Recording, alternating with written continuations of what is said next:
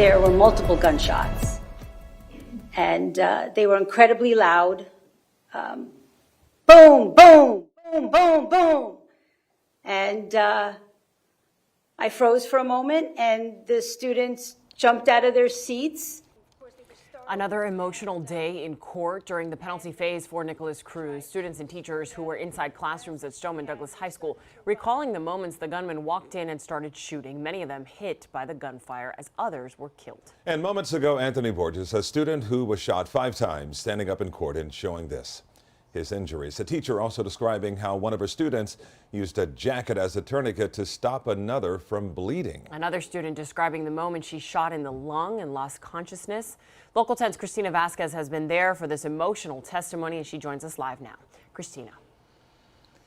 And there was so much testimony here that really gripped the courtroom, especially the family members that were there. It's interesting you made mention of that one student who talked about the injury to her lung.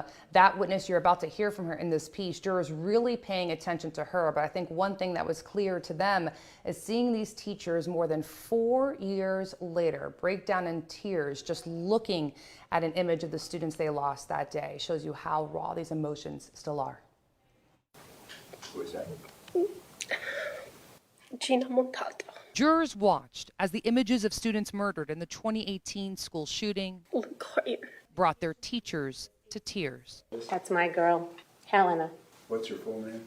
It's Helena Ramsey. Ivy Seamus. Nicholas Duarte in my class raised his hand and he got excited. Spoke of murder victim Nicholas Duarte with such fondness. And the class was super excited because he knew the answer and we were so happy for him. And just as the MSD swim captain vividly comes into view. And it was at that very moment she recounts the sound of gunfire. We heard very loud shots. Bullets that would claim his vibrant life. A jarring juxtaposition moving his mom to tears in the courtroom.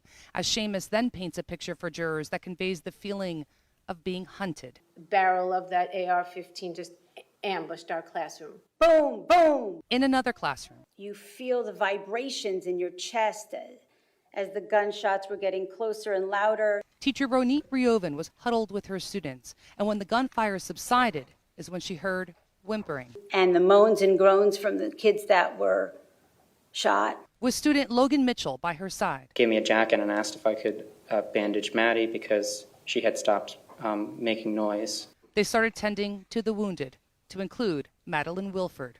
I was shot 4 times in my right arm, my right lung, some of my ribs on my right side, and I had surgery on my abdomen.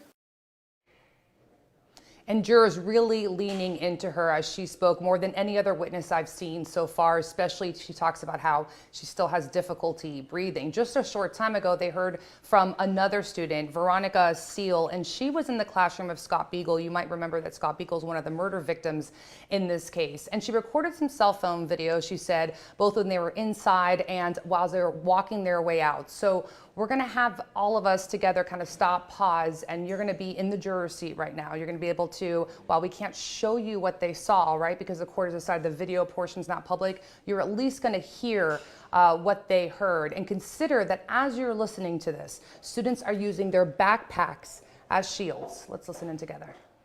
Oh my God! Oh my God! Oh my God!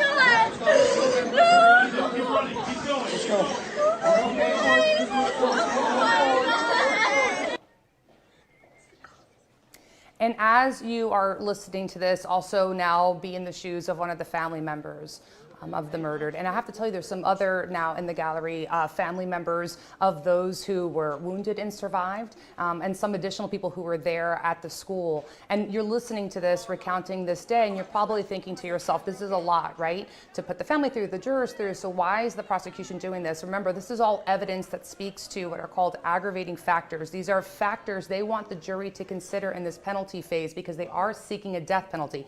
Things that will compel these jurors to say, death. We've talked about heinous, atrocious, and cruel, cold, and calculating. Now consider a great risk of death to many persons. And you can see how that audio and that testimony ties in.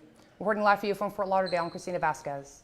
Local 10 News. Each testimony more painful than the last. Thanks, Christina.